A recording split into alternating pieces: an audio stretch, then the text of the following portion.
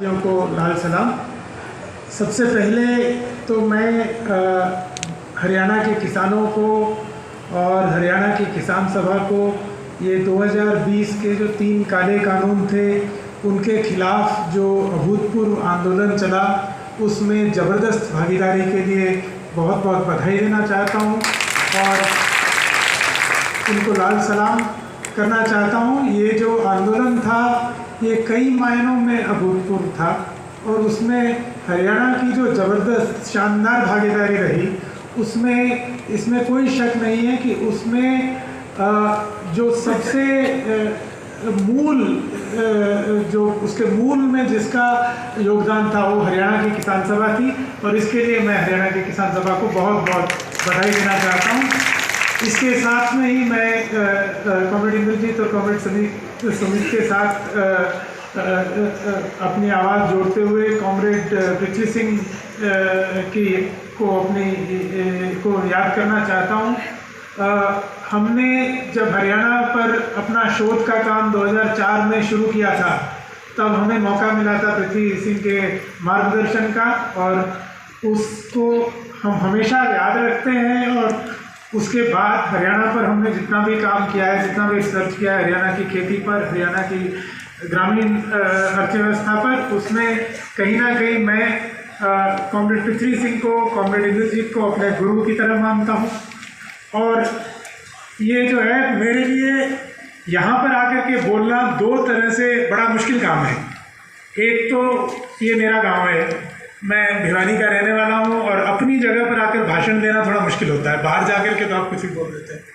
दूसरा, मैं किसानों पर शोध करता हूँ, खेती की बात करता हूँ और मुझे लगता है कि किसान मेरे लिए मेरे गुरु हैं। मैं जो भी जानता हूँ वो मैंने किसानों से बात करके खेती के बारे में जो भी सीखा है उनसे सीखा है।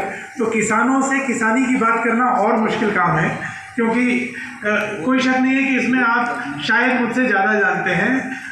खासकर हरियाणा की जो स्थिति है उसके बारे में आप मुझसे शायद ज़्यादा जानते हैं। तो अगर मैं कुछ गलत कहता हूँ तो उसके लिए मैं आपसे माफ़ी मांगना चाहूँगा।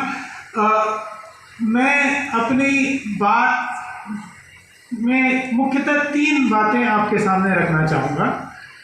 तीनों बातें मैं कोशिश करूँगा कि हरियाणा की जो ग्रामीण अर्थव्यवस्था है उनसे जोड़ करके हरियाणा के बारे में बात करें, जिससे कि आगे जो भी हम इस अधिवेशन में चर्चा करेंगे उसकी एक तरह से पृष्ठभूमि को हम उस तरह की तरह से हम उसको देख सकें।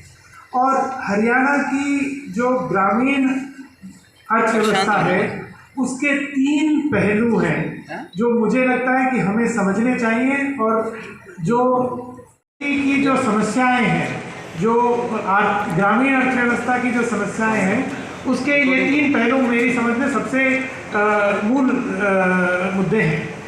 पहला मुद्दा है कि हरियाणा में, और ये स्थिति कमोबेश पूरे देश में है, कि हरियाणा की ग्रामीण अर्थव्यवस्था को अगर हम देखें तो उसमें पिछले 3 दशकों में लगातार असमानता बढ़ी है।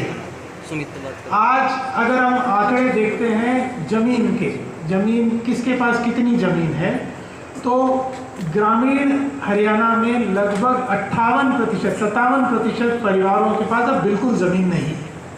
भूमिहीन परिवार जो हैं वो पिछले 2 दशकों में लगभग 10% का उसमें बढ़ोतरी हुई है।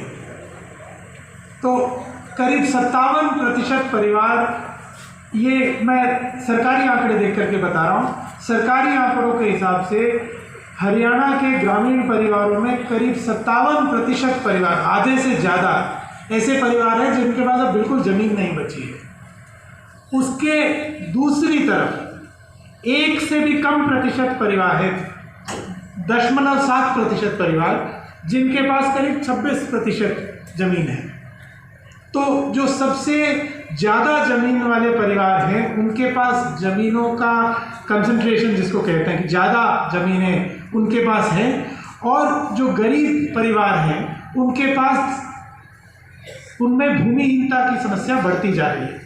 तो इसके चलते जो आर्थिक असमानता हमें देखने को मिलती है, ज़्यादातर ग्रामीण परिवार, ज़्यादातर किसान परिवार ऐसे हैं जिनके पास या तो अपनी ज़मीन है नहीं, या तो बहुत छोटी छोटी ज़मीनें, थोड़ी थोड़ी ज़मीनें हैं, उन थोड़ी थोड़ी ज़मीनों पर जितनी उपज वो करते हैं, उनसे जितनी आमदनी उनको होती है, उससे उसका गुजारा नहीं चलता। इसके चलते हरियाणा के ग्रामीण इलाकों में, ग्रामीण परिवारों में शायद ही कोई परिवार होगा जो सिर्फ खेती पर निर्भर है। ऐसे परिवार बहुत कम हैं जो सिर्फ खेती कर कर अपना गुजारा चला सकते हैं।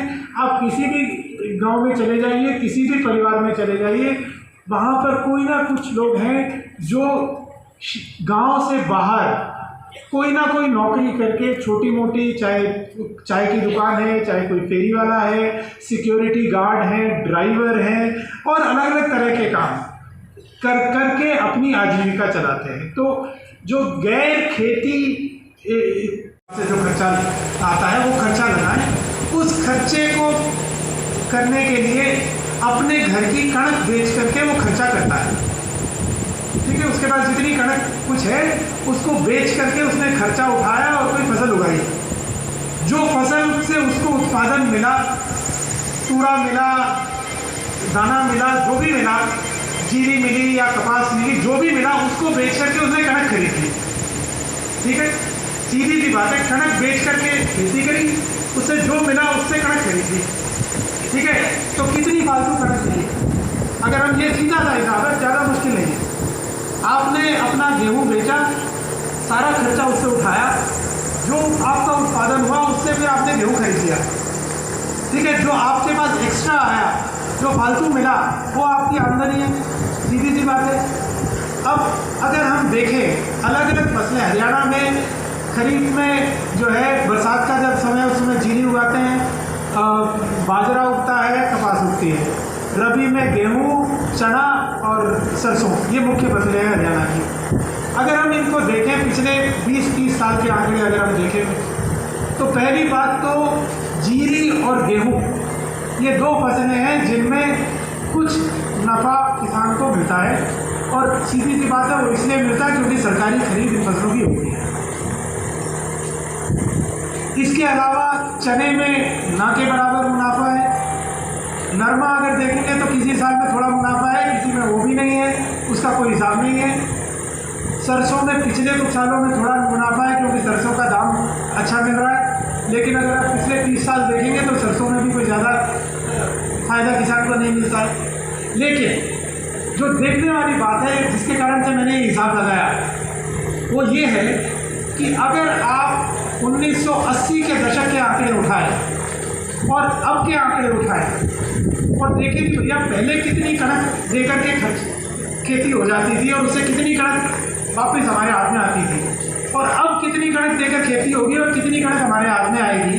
अगर आप ये हिसाब लगाएंगे तो मैं आपको कुछ आंकड़े दिखाना चाहता हूँ। जीरी में 1985 में 13 क्विंटल कणक बेच करके आप जीरी की खेती कर सकते थे 1 एकड़ में, और उसमें 4 क्विंटल की आपकी कमाई होती। अब 19 क्विंटल कणक लगेगी तब आपकी जीरी की खेती होगी, 12 एकड़ की आपकी कमाई होगी। नरमे में देखिए